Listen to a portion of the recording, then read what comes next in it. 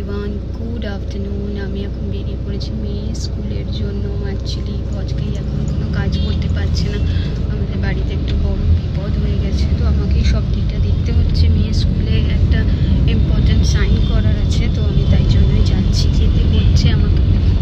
তো চলো আমার সঙ্গে, কী করছি না করছি সব তোমাদের সঙ্গে শেয়ার করবো, যদিও সেরকম মনটা ভালো নেই। তো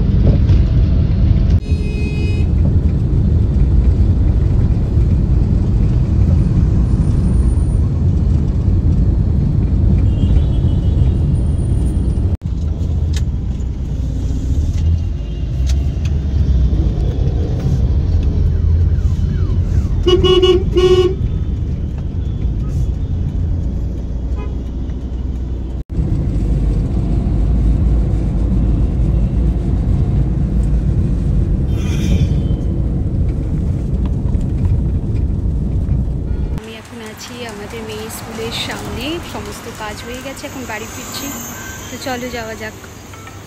তো আমার গাড়ি চলে এসছে, আমি এখন বাড়ির পথে, আমার কাজ হয়ে গেছে। বলুন দাদা।